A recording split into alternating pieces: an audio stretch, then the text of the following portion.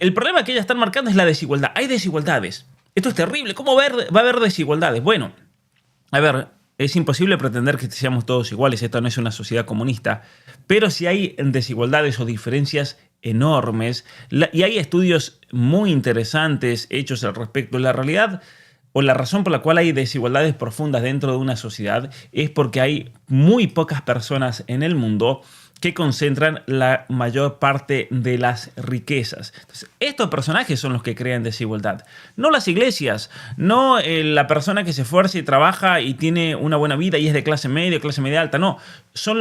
Ni tampoco los millonarios son los que crean desigualdades, son los hipermillonarios, personas que en sus fortunas tienen miles de millones de dólares. Y es curioso que siempre estas personas sin cerebro, cuando tienen que atacar el tema de la pobreza, sacan siempre a la iglesia, cuando la iglesia no tiene absolutamente nada que ver con esto. Vamos a ver cómo la iglesia ha sido la solución histórica frente a la pobreza, porque es la primera organización caritativa del mundo, de la historia mundial.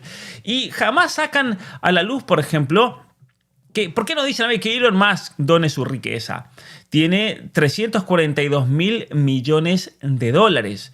Mark Zuckerberg, 216 mil millones de dólares, porque él no soluciona la pobreza de su país al menos. Jeff Bezos, 215 mil millones de dólares. Larry Ellison, 192 millones de dólares. Es de Oracle. Todo esto son todas compañías de la tecnología. La familia de Bernard Arnault en Francia, que se dedican a ropa, a ventas, 178 mil millones de dólares. Warren Buffett, que tiene un fondo de inversión muy grande, 154 mil millones de dólares. Larry Page de Google, 144 mil millones. Sergey Brin, 138 mil millones. Amancio Ortega de España, el dueño de Zara, 124 mil millones. Y así vamos, la familia Walton, los dueños de Walmart, 110 mil millones de dólares. Jim Walton es otro de la familia, 109 mil millones de dólares. Bill Gates, 188 mil millones de dólares. Michael Bloomberg, cuestiones financieras. Alice Walton de Walmart nuevamente. Bueno, los Walmart, aquí ya vemos 3 familias. Y ahí sigue toda la lista de familias. ¿Por qué no van y le piden a esos millonarios? Y algunos dirán, que eso no tiene sentido, porque estos millonarios reinvierten eso. Bueno, en realidad son sus compañías, no ellos. Ellos tienen este dinero, no es el dinero de la compañía, es el dinero que ellos han amasado y tienen en inversiones, en bancos, en paraísos fiscales. Entonces podríamos decir, bueno, vamos a las compañías. Porque esta gente, en todo caso, no dice, a ver, si estas compañías desembolsasen este dinero, muchas de las cuales lo tienen amasado en paraísos fiscales en otros países, por ejemplo en las Islas Caimanes, para no pagar impuestos en los Estados Unidos. Tenemos Apple, 3.3 billones de dólares, que esto en inglés se traduce trillones. Nvidia, Microsoft, estamos hablando de miles de millones de dólares. Amazon, Google, Aramco, el gigante energético petrolero de Venezuela. Meta, dueño de Facebook y de Instagram. Tesla. Taiwán, que hace los semiconductores. Berkshire Hathaway, la compañía de Warren Buffett. Y así podemos seguir nombrando compañías.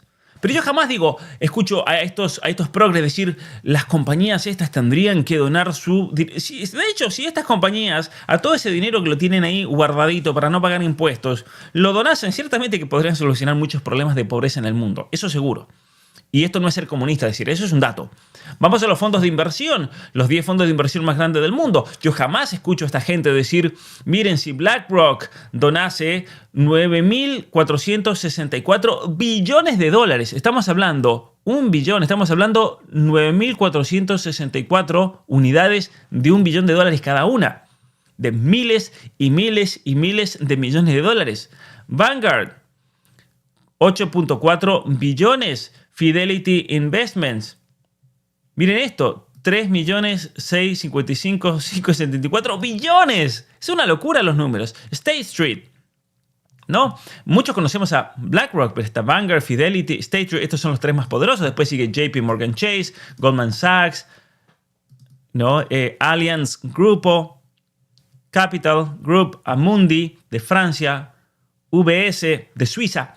Jamás escucho a estos progres decir, a ver, si estos fondos de inversión donasen todas estas ganancias y este dinero, solucionaríamos el problema de la pobreza.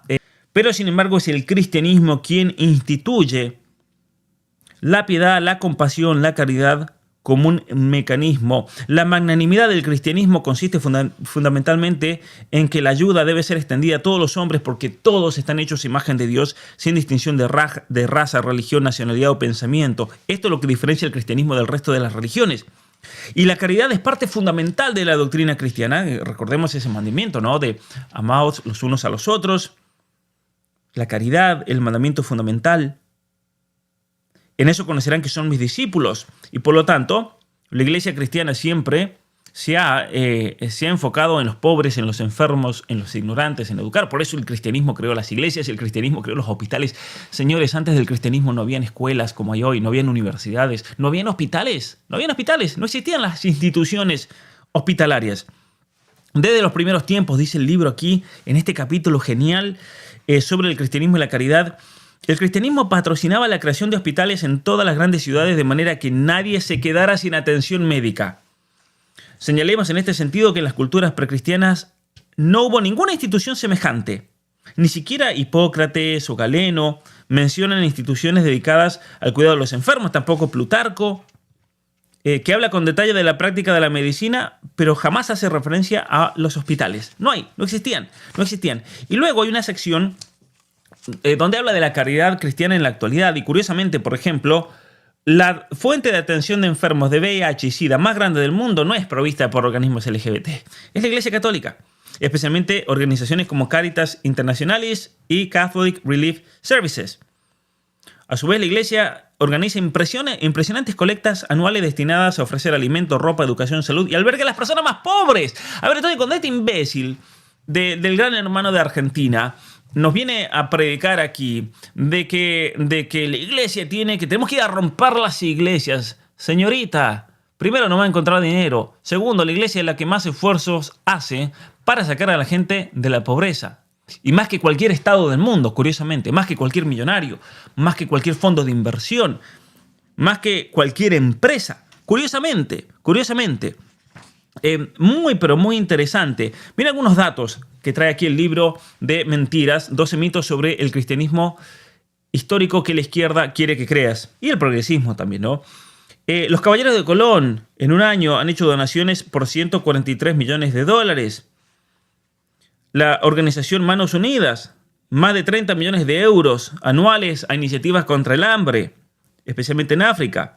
La Asociación Ayuda a la Iglesia Necesitada destina aproximadamente por año 165 millones de euros para iniciativas en 136 países, incluso la mayoría en lugares musulmanes como Pakistán, Irán e Irak. La Fundación Altius, obras educativas a favor de personas con escasos recursos, y así uno puede seguir. Y miren esto, todas las estructuras de la iglesia y del cristianismo en general están abocadas a la ayuda del prójimo. La Conferencia Episcopal de España en el año 2021 le ahorró al Estado de España, a Pedro Sánchez, 4.356 millones de euros solo en educación, cultura y acción social. Tremendo. Aparte del patrimonio cultural, por ejemplo, de las iglesias en Europa. A ver, si destruimos la iglesia, es una tarada lo que dice esta mujer. Porque, aparte, destruya las iglesias. ¿Y qué pasa? Se acabó el turismo que representa gran parte del PIB de los países europeos. Se acabó, porque si vamos a Europa, ¿qué vamos a Europa? Vamos a ver iglesias. Vamos a ver el Vaticano, vamos a ver la Catedral de Notre Dame, vamos a ver la Catedral de Burgos, la Catedral de Sevilla, la Catedral de Granada, por ejemplo, de Córdoba, la Catedral Mezquita de Córdoba. Entonces, destruyes eso y ¿qué pasa? Curiosamente, además, nos dice, vendan lo que tienen. A ver, ¿por qué no dice vendan la Estatua de la Libertad, vendan la Torre de Eiffel, vendan la Muralla China, por ejemplo? Básicamente, si nosotros vamos a los datos, realmente de la iglesia, un mito que siempre vuelve, el oro del Vaticano como recurso para paliar el hambre en el mundo. No son críticas nuevas, el Vaticano está lejos de ser una potencia económica y gran parte de sus recursos se destinan al pago de salarios, obras sociales y misiones. Esa es la realidad. Entonces, ¿es millonaria la iglesia? No es millonaria. No es millonaria. Porque, de hecho, la misma revista Fortune hizo un estudio donde la Santa Sede, el Vaticano, ni siquiera aparece dentro del grupo de corporaciones ricas, ni siquiera clasifica. ¿Por qué? Porque la iglesia no solamente que se gasta todo, 100% en sueldos, en empleados, en mantenimiento de los edificios, pero también en obras de caridad. Y por lo tanto, no le queda dinero. No le queda dinero. Además, ¿de dónde viene el dinero? El dinero viene de donaciones, de la colecta. Cuando uno va a la iglesia, uno tiene voluntariamente la opción. Acá no se da diezmo en la Iglesia Católica. Ahora, algunos dicen, vendan las obras de arte. ¿Por qué no venden las obras de arte? Bueno, se puede, pues son patrimonio de la humanidad. De hecho, el Papa Francisco le hicieron esa pregunta, ¿no? Si la iglesia puede vender sus tesoros. Y es una pregunta muy fácil, dijo el Papa en ese momento. Bueno, no son tesoros de la iglesia, son tesoros de la humanidad. Entonces, el Papa no puede decir, ponemos en venta la piedad de Miguel Ángel, la vamos a subastar. No se puede, porque no es propiedad de la iglesia. Está dentro de la iglesia, pero es patrimonio de la humanidad, entonces no tiene valor. Y absolutamente todos los bienes de la iglesia están en la misma categoría. Son patrimonio de la humanidad, ¿no? Entonces, ¿por qué el Vaticano no vende los regalos que le dan presidentes y demás? Sí, eso se vende. De hecho, se vende, ¿no? Por ejemplo, los vehículos que le regalan, que le donan al Papa Juan Pablo II, a la familia Ferrari le regaló una Ferrari. ¿Qué hizo el Papa Juan Pablo II? La subastó y todo eso fue para niños enfermos de SIDA en África, por ejemplo. Tomá, ahí tenés Julieta, ¿no? Entonces, es interesante cómo la iglesia es siempre atacada. Pero vamos a ver algunos datos tremendos, estadísticas de la iglesia actuales, para demostrar que la Iglesia Católica es la organización caritativa más grande del mundo. De hecho, el mismo The Economist lo ha tenido que reconocer. En el campo de la instrucción y la educación, la Iglesia administra en el mundo 74.322 escuelas infantiles, con 7.622.480 alumnos, 102.189 escuelas primarias con 35.729.000 alumnos, 50.851 institutos de secundaria con 20.560.000 alumnos. Además, sigue a 2.460.000 alumnos de escuelas superiores y 3.925.000 estudiantes universitarios. Los institutos son 102.409, que incluyen a 5.420 hospitales. Increíble esto. 14.205 dispensarios, 525 leprosarios, 15.476 casas para ancianos, enfermos crónicos y discapacitados, 8.874 orfanatos, 10.529 escuelas infantiles, 10.500 consultorios matrimoniales, 3.141 centros de educación o reeducación social, 33.677 instituciones de otros tipos. Esto es increíble. Increíble la cantidad de obras. Y hay que mantener eso. ¿Y eso que, cómo se mantiene? Con obras de caridad. Por lo tanto, cuando decimos, a ver, la Iglesia Católica es la institución por excelencia de caridad del mundo. Sí, es así. Es así. De hecho, en el campo de la instrucción y la educación, la Iglesia administra más que cualquier país del mundo, que cualquier estado, incluso más que Estados Unidos. La Iglesia hace más que cualquier estado del mundo, incluso el más rico del mundo. Mucho más que la China, olvídense. De hecho, en la China, curiosamente, le tienen asco a los leprosos. Entonces, ¿qué hace? El gobierno chino le ha pedido a la Iglesia Católica que le administre las leproserías.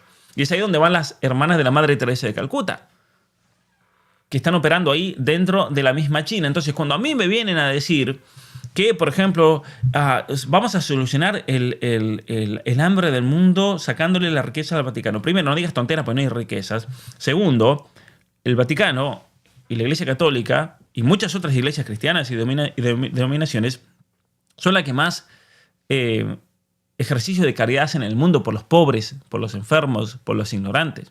Además, curiosamente, la Iglesia Adventista del Séptimo Día tiene más dinero que la Iglesia Católica.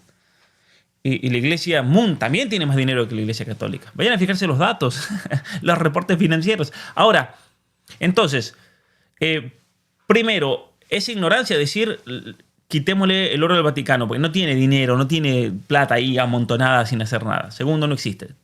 Segundo, el problema es que estás diciendo una tontería enorme, porque básicamente estás diciendo destruyamos los hospitales, destruyamos las obras de caridad, los lugares donde se hacen comida para los pobres, los refugios, las leproserías, los lugares para enfermos de SIDA. Está diciendo, destruyamos lo que es, de hecho, la solución mejor que se ha elaborado en la historia de la humanidad. Entonces, quien diga esa estupidez, recuerden este video, se lo comparten, o también les aconsejo leer estos dos libros, que están buenísimos, que no te la cuenten dos. Aquí les voy a dejar el link en la descripción. Y Mentiras, este libro acaba de salir, muy bueno, y pronto voy a tener al autor para hablar aquí en el canal. Se los recomiendo, lo terminé de leer esta semana, muy buen libro, porque les enciende el cerebro y obviamente destruye todos esos mitos que están diseñados para que la gente pierda su fe.